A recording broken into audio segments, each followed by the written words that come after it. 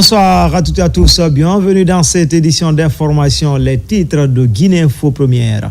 Mobilisation gouvernementale ce lundi pour la migration vers le budget programme. Le processus fait du chemin et l'administration publique doit se l'approprier. Une cinquantaine de hauts cadres consolident leurs compétences à la matière.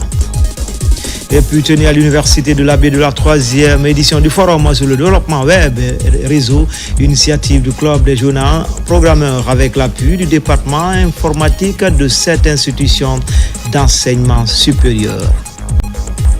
Enfin, les grandes pluies s'annoncent déjà sur le Grand Conakry. Le mouvement des jeunes spécialistes à la matière multiplie les efforts pour assainir les lieux et rendre propres les quartiers et lieux publics. Voilà pour le sommaire. Encore une fois, bonsoir à tous.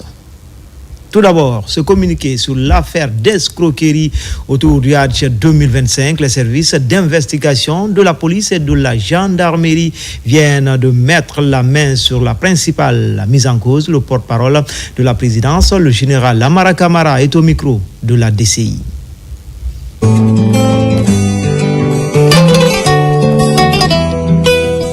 avons le regret de constater que de nombreux compatriotes ont été victimes d'abus lors du processus d'inscription au Hajj 2025 qui leur permettrait de se rendre sur les lieux saints de l'islam. Nous comprenons la douleur, les pressions sociales, les sacrifices et les difficultés auxquels les candidats et leurs familles ont été confrontés ces dernières semaines. Notre mission est d'apporter bonheur et bien-être à tous. C'est dans cet esprit que le président de la République a permis à de nombreux concitoyens d'effectuer gratuitement ce pèlerinage chaque année. Nous avons également la responsabilité de consoler ceux dont le cœur a été meurtri. Au nom de cette responsabilité, nous tenons à présenter nos excuses à tous ceux qui ont été victimes des abus de l'administration ou d'escrocs et qui n'ont pas pu effectuer le Hajj. Dans cette épreuve, rappelons-nous qu'il s'agit également d'une épreuve de foi. Les mots peuvent manquer pour apaiser vos peines, mais nous souhaitons vous rappeler que tout ce que Dieu fait est bon. Il est omniscient et omnipotent, et en tant que croyants, acceptons que sa volonté soit faite. Cette difficile épreuve pour nos mères, nos pères, frères et sœurs, nous a permis de mettre en lumière nos faiblesses et nos manquements, et même nos erreurs. Nous tenons à rassurer chacun d'entre vous que nous mettrons tout en œuvre pour identifier les responsables et faire en sorte que justice soit rendue. Nous nous engageons également à prendre toutes les mesures nécessaires pour éviter que de telles difficultés ne se reproduisent à l'avenir. Tout en sollicitant encore une fois votre compréhension et votre pardon, nous souhaitons rassurer les victimes que des dispositions seront prises pour leur inscription gratuite au prochain pèlerinage. Pour éviter tout problème lié à cette gratuité, une commission de recensement des victimes sera mise en place et dirigée par le CNRD. Une adresse et un numéro de téléphone seront fournis à cet effet. Que l'Éternel, dans sa miséricorde, nous aide à surmonter cette épreuve. Amen. Je vous remercie.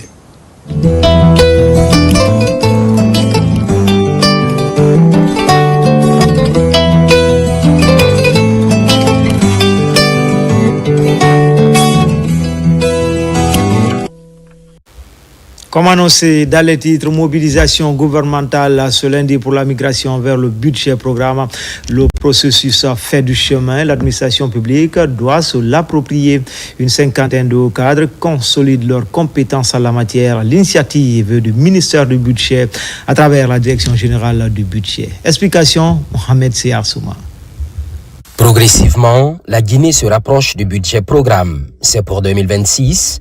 Une nouvelle étape est amorcée avec l'implication des hauts cadres de l'administration publique. Sous le label Simandou Academy, plus d'une cinquantaine se mettent à jour. Finalité, la migration réussie du budget classique vers le budget programme. Le budget programme sera l'outil opérationnel de mise en œuvre du programme Simandou 2040. Car chaque ligne est associée à une action qui, à son tour, est associée à un objectif donné. Maintenant, on se préoccupera de l'atteinte des objectifs ou le taux de décaissement. Depuis mars 2025, le processus est rendu public. Plusieurs instruments précèdent déjà cette migration. Pour aller vite, le Bénin est sollicité. Le pays partage avec la Guinée des réformes budgétaires. C'est d'abord de savoir que c'est un processus itératif qui va nécessiter que l'administration du budget de la Guinée se mette dans un esprit de co-création, aussi bien avec les ministères sectoriels, la société civile, le Parlement, mais aussi avec les partenaires techniques et financiers. C'est une dynamique qui rassure tous les acteurs de la société, ce qui fait qu'au bout de la chaîne, on a forcément de bons résultats. Les résultats certes, mais cela repose sur l'efficacité et la transparence. Le calcul est précis. Nos ressources maintenant seront allouées en fonction de nos objectifs à moyen terme et à long terme, pas à nos objectifs de court terme et de façon annuelle. Et c'est pourquoi nous avons estimé qu'avant toute chose, il faut commencer par la fondation, à savoir le renforcement des capacités des hommes et des femmes pour mieux mener cette réforme et ce basculement budget de moyens à un budget programme. Donc ça permettra de diversifier nos sources de financement tout en maintenant un endettement modéré inférieur à 40%. Le passage au budget programme introduit également des nouveaux mécanismes de gestion, notamment la désignation des responsables des programmes chargés de définir les objectifs annuels via le projet annuel de performance et d'en rendre compte via le rapport annuel de performance. Pratiquement, ce mois de juin sera consacré à l'appropriation du budget programme. Principale cible, les cadres sectoriels de l'économie et certains secrétaires généraux des départements ministériels. En dehors du continent, au siège des Nations Unies à Genève, en Suisse, s'est ouverte ce 2 juin 2025 la 113e conférence internationale du travail. Ce rendez-vous planétaire sur l'avenir du travail à l'échelle mondiale regroupe les délégués des gouvernements, des employeurs et des employés des 187 États membres de l'OIT. La Guinée prend une part active aux travaux avec une forte délégation demandant tripartite conduite par le ministre du Travail et de la Fonction publique. Envoyé spécial, Mamadi Ternaka Misoko. C'est le plus grand rendez-vous annuel sur l'avenir du travail à l'échelle mondiale. Pendant 2 semaines, les délégués des gouvernements, des employeurs et des employés des 187 États membres de l'Organisation internationale du travail OIT ont du pain sur la planche. En plus du renouvellement de l'organe dirigeant et de l'approbation du budget de l'OIT, l'édition 2025 fait un focus sur la numérisation de l'économie qui constitue une véritable préoccupation de tous ici. Ce qui est très intéressant, c'est qu'aujourd'hui, les problématiques et les visions convergent. Et le tripartisme se renforce à travers cette session d'ouverture à laquelle nous venons d'assister. Nous avons des questions cruciales qui vont être examinées et qui ont été rappelées dans l'ordre du jour de cette 113e session. Il s'agit des discussions sur les risques biologiques qui vont se poursuivre et cette fois-ci qui vont se consolider par une décision, voir comment sa normalisation va être adoptée par les différents mandats tripartites. La Guinée, à travers ses représentants, prend une part active aux travaux des différentes commissions techniques.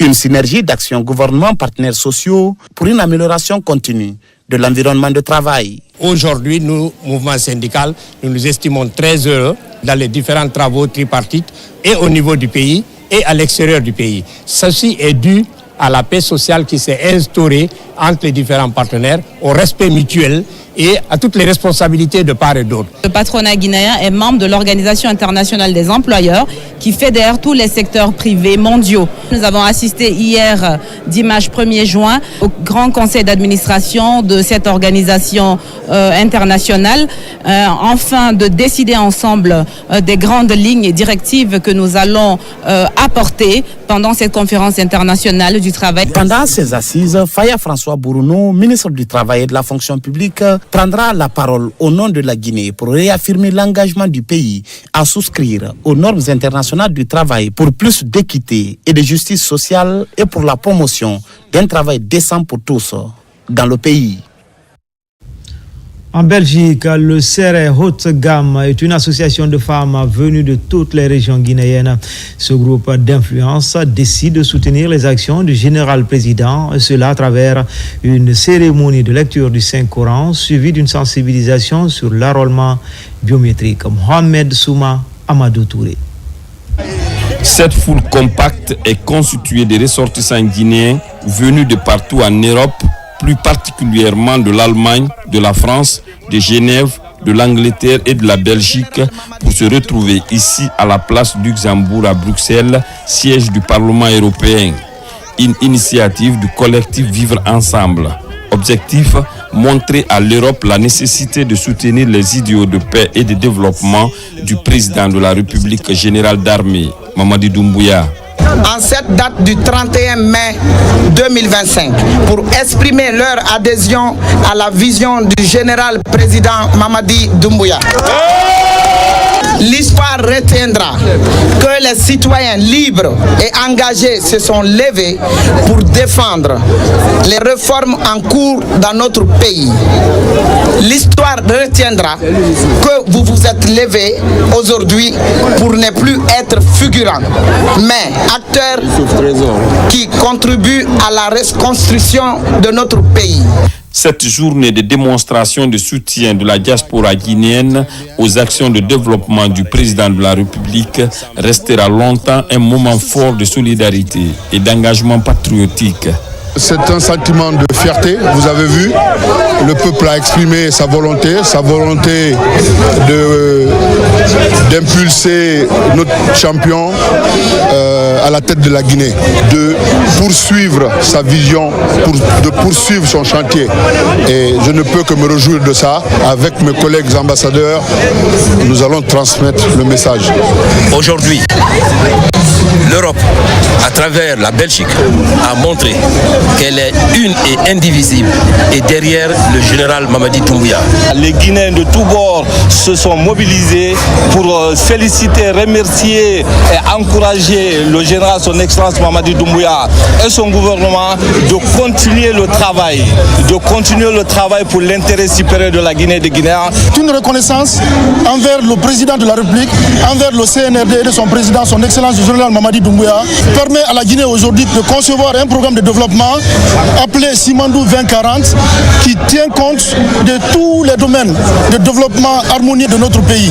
Ces Guinéens de toute obédience confondue sont unanimes autour d'un seul idéal, la paix et le développement de la Guinée qui passe selon eux par le soutien des actions de développement du chef de l'État, général d'armée, Mamadi Doumbouya. Ici à Conakry, le Forum des jeunes pour la promotion de l'Union africaine s'est tenu cette année à l'université de Nongo. C'est une nouvelle génération qui se lève pour bâtir l'unité africaine par l'action. Thème retenu, la problématique de la participation des jeunes aux activités de l'Union africaine. Ce rendez-vous de Conakry a permis à ces jeunes de revendiquer leur place aussi dans le présent. Maïmouna Bella Diallo, Zézé Zoumaniki. En Afrique, plus de 60% de la population a moins de 25 ans. Pourtant, les jeunes restent souvent écartés des espaces de décision. Face aux défis du chômage, des inégalités, de l'insécurité ou encore de l'accès à l'éducation, la jeunesse africaine veut faire entendre sa voix. Au Forum des jeunes africains pour la promotion de l'Union africaine, ils prennent la parole pour construire l'Afrique qu'ils veulent. L'Afrique que nous voulons ne sera pas construite sans nous. Nos voix, nos idées et nos actions sont la clé pour répondre aux défis de notre temps. Ce forum est le point de départ d'un mouvement plus grand, un mouvement qui place la jeunesse au centre des décisions et solutions. Malgré leur énergie et leur créativité, les jeunes se heurtent à des obstacles. Manque de mécanismes inclusifs, inégalité de genre, faible représentativité dans les sphères de gouvernance. Les inégalités persistantes l'accès limité à des services de base comme l'eau, l'électricité et les soins de santé, ainsi que l'instabilité politique et les conflits incitent certains jeunes à envisager l'émigration comme seule solution. L'exode vers l'Europe, l'Amérique du Nord ou même d'autres régions d'Afrique est souvent vu comme une échappatoire à un avenir incertain. Pour transformer le continent, les jeunes misent sur l'action, agir localement, penser globalement, créer des réseaux, collaborer, faire du plaidoyer, proposer des politiques publiques inclusives. En septembre, la Guinée accueillera le forum qui prévoit de faire appel aux jeunes Africains afin qu'ils viennent échanger avec la jeunesse guinéenne sur les enjeux liés à l'agriculture, à la jeunesse africaine et à l'entrepreneuriat des jeunes. Comment cultiver le civisme fiscal dans les habitudes? La question est assortie du projet d'appui à la mobilisation des ressources internes. L'ONG Action Éducation est en charge de la mise en œuvre du projet à Conakry. Les étudiants de l'Université Générale Lansana Conté de Sonfonia ont été tout récemment édifiés sur les principaux leviers pour la mobilisation des ressources internes. Abdul Karim Kamara. Le civisme fiscal à la croisée des chemins en Guinée. L'appréhension du concept est en débat dans les milieux étudiantins. À l'Université Générale Lansana Conté de Sonfonia, par une conférence débat, les étudiants s'imprègnent des principaux leviers pour la mobilisation des ressources internes en Guinée. Pour y parvenir, l'ONG Action Éducation s'attache les services des experts aguerris en la matière. Sans civisme fiscal, on ne peut pas avoir les ressources qu'il faut pour développer le pays. Donc il faut sensibiliser les contribuables pour les amener à payer volontairement leurs impôts et à payer de façon spontanée pour que nous puissions aujourd'hui nous passer, du moins en tout cas réduire le recours à l'aide internationale ou à l'endettement. C'est un soutien à l'administration fiscale et des douanes ainsi que les corps de contrôle. Action Éducation au sein d'un consortium bénéficie d'une subvention d'Expertise France pour mettre en œuvre le projet dénommé Renforcement de l'engagement citoyen pour le civisme fiscal et l'amélioration de la transparence budgétaire RECIFAT. Durant cette conférence, j'ai acquis des connaissances, c'est-à-dire comment le citoyen doit payer son impôt, quelle est son importance du paiement des impôts pour un citoyen. Je me suis dit, après cette conférence, je vais parler à mes amis, mes collègues étudiantes et à mes mamans du marché, mes parents de la maison, comment ça se passe et quelle est l'importance du paiement des impôts. On parle de corps de contrôle aujourd'hui, mais les premiers contrôleurs de l'État, ce sont les citoyens eux-mêmes. C'est important qu'ils puissent du coup s'engager au quotidien afin de marquer une certaine redevabilité de l'État vis-à-vis des actions qui ont été menées. Les activités du projet couvrent l'ensemble des régions administratives de la Guinée pour une durée prévisionnelle de 15 mois et des conférences débats seront organisées dans une dizaine d'universités à Conakry et dans l'arrière-pays. Tenu à l'Université de l'Abbé de la 3e édition du Forum sur le développement web et réseau, initiative du Club des jeunes programmeurs avec l'appui du département informatique de cette institution d'enseignement supérieur, rendez-vous numérique qui a mobilisé plusieurs adeptes du web durant 2 jours. Sarabdine Diallo et Marwan Kamara. La 3e édition du Forum sur le développement web et réseau s'est tenue à l'Université de l'Abbé sous le thème « L'impact de la digitalisation sur l'économie guinéenne, enjeu de la puissance numérique pour un développement assuré ». Une édition marquée par plusieurs innovations. La particularité de cette 3e édition, c'est juste parler de la tendance actuelle, l'intelligence artificielle et surtout l'impact de la digitalisation sur l'économie guinéenne. Pendant 10 jours, panels, formations et témoignages ont rythmé cet événement consacré au numérique. Dans ces 2 jours, j'ai appris beaucoup de choses, en commençant par la formation que j'ai suivie qui est Odoo. Odoo peut nous permettre ici de créer un site, des sites web, ça peut nous créer des applications.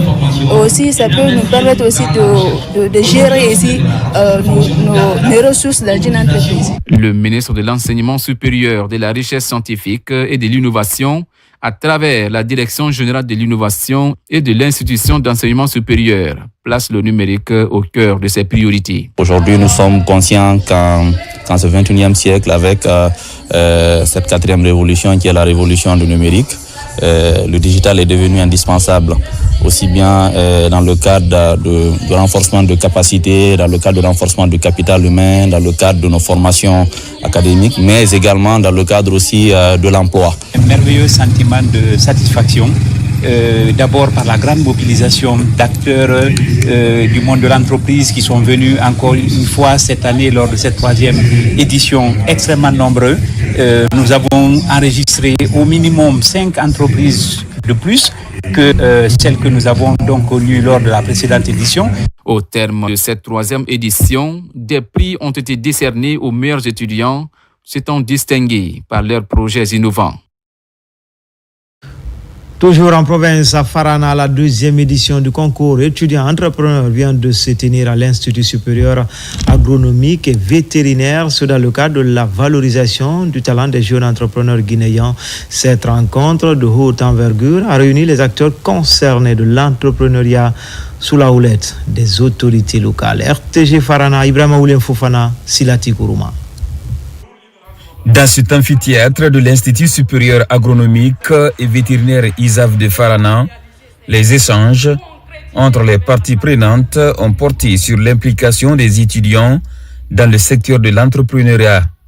L'objectif recherché est de permettre à ces jeunes de se prendre en charge à travers la création des activités génératrices de revenus. Une rencontre au cours de laquelle les panélistes sont impressionnés par l'expérience de ces jeunes étudiants. Il faut dire qu'il y a beaucoup de talent. J'ai vu aujourd'hui un projet d'un jeune, à travers bien sûr des robots. Il a la possibilité de détecter des points humides dans une culture et aussi de les arroser de façon autonome. Ça, c'est extraordinaire parce qu'il arrive à utiliser l'intelligence artificielle dotée de la robotique pour pouvoir produire cela. Donc ce sont des initiatives qu'on encourage et surtout on doit financer véritablement. Voir des jeunes monter des projets innovants et structurés et arriver à avoir des prix par ces innovations, c'est vraiment inspirant. En fait, ça veut dire que déjà, la relève, elle est en train d'être préparée. Ce concours est aussi une occasion pour les participants de parler des initiatives à prendre en faveur de l'épanouissement de ces étudiants entrepreneurs. Les étudiants qu'on a évalués pour la 3e fois aujourd'hui, j'ai vu une amélioration constante dans leur travail. Donc c'est des étudiants qui sont sérieux, qui sont travailleurs. Et la preuve, c'est les différents prix qui sont en train de rafler au niveau national et même au niveau international. Au-delà des exposés basés sur les différentes productions, ces étudiants ont aussi bénéficié des prix. Un cadre privilégié pour les panélistes d'expliquer davantage l'importance de l'entrepreneuriat dans la vie de la jeunesse guinéenne. L'étude initiale du JAR pour le programme urgence hospitalière vient d'être validée à Conakry pour une durée de 48 mois. Il est financé à hauteur de 5 millions d'euros par Expertise France. Ce projet vient accompagner le gouvernement guinéen dans l'amélioration de la qualité des soins dans les différents établissements hospitaliers du pays. Marwan Kamara. C'est une rencontre scientifique qui regroupe les professionnels de santé et le partenaire Expertise France autour de la question basée sur la santé publique. Il s'agit de restituer et de valider les principaux résultats de l'étude initiale JAR du projet d'urgence hospitalière et de construire un plan d'action JAR. C'est un projet dont le cœur est articulé autour de 3 grands axes. Les ressources humaines en santé, focus formation initiale et formation continue, couplé à l'amélioration des conditions d'accueil des patients. Ça nous permettra de créer 2 diplômes universitaires, un diplôme universitaire en médecine d'urgence et un autre diplôme universitaire en soins infirmiers d'urgence. Ça nous permettra de former les tradipraticiens, les agents de santé communautaire pour nous faciliter le référencement du milieu communautaire jusqu'au niveau hospitalier. Mise en place par le ministère de la Santé et de l'Hygiène publique à travers Expertise France pour une durée de 4 ans, ce projet pourrait améliorer la qualité de la prise en charge des urgences dans les établissements hospitaliers du pays. Nous voulons en objectif améliorer l'accès équitable de tous les patients à des soins d'urgence. Ce projet nous permet de faire des études avancées en tant dans le domaine de la qualité des soins que dans le domaine de l'environnement et tout ce qui contribue à une prise en charge équitable. Cette étude nous a permis d'identifier des inégalités persistantes entre les hommes et les femmes, et surtout la marginalisation, la discrimination des patients. La validation de l'étude initiale genre du projet d'urgence hospitalière en Guinée est une étape cruciale pour assurer une approche inclusive et efficace dans la réponse aux urgences vitales liées aux pandémies comme le paludisme, la tuberculose et le VIH-Sida. Enfin, les grandes pluies s'annoncent déjà sur le Grand Conakry. Le mouvement des jeunes et spécialistes en la matière multiplie les efforts pour assainir les lieux et rendre propres les quartiers et lieux publics. Cette synergie d'action permet de donner une autre image à la capitale, mais aussi éviter les maladies liées à l'insalubrité. Moussa Bangoura. La saison des grandes pluies s'annonce pour éviter d'éventuels cas d'inondation et de maladies liées à l'insalubrité. Le mouvement Espoir engage une bataille sans merci contre les ordures en synergie avec la jeunesse du quartier Bonfils-Routière, commune de Matam. Cette opération consiste au curage des caniveaux qui sont remplis d'ordures depuis des mois. Ensuite, les canaux d'évacuation des eaux usées, longtemps bouchés, qui souvent provoquent des inondations dans le quartier, ont été aussi débloqués. Nous sommes tous réunis ici, non pas seulement pour nettoyer les caniveaux, mais aussi pour poser des actes citoyens forts. Un geste de solidarité et de soutien envers notre président, le général Mamadi Doumbouya, qui œuvre chaque jour pour le développement et le bien-être de notre nation. Aujourd'hui, chaque citoyen doit être conscient que les saletés nuisent déjà à la santé. À Kaloum, la Guinéenne du nettoyage en hauteur, Sublime Clean Service, est aussi sur le terrain. L'exercice se déroule en pleine soirée. Cette autre forme d'assainissement permet de nettoyer la chaussée et les rues. Au nom de la citoyenneté, nous avons décidé de rendre notre ville Conakry propre et par des actions. Et on a plusieurs planifications dans ce cadre-là. Je tiens très sincèrement à remercier la mairie de Kaloum qui nous a aidés et qui nous a accompagnés à faciliter cette opération aujourd'hui. Je tiens à remercier cette grande entreprise qui est venue rendre la ville de Kaloum aujourd'hui propre, qui abrite aujourd'hui Monsieur le Président de la République, le général Mamadi Doumbouya, qui encourage cette activité depuis belle lurette. On ne fera que les remercier et les encourager. Considérée comme leader dans ce domaine, cette entreprise effectue souvent des grands travaux de nettoyage dans plusieurs services et lieux publics, comme ici, au Monument National et les locaux du Palais du Peuple. C'était tout pour ce 13h. Les infos reviennent à 17h et à 19h dans Guinée Actu. L'actualité se poursuit également sur le www.rtgguinée.fr. À tout à l'heure, Inch'Allah.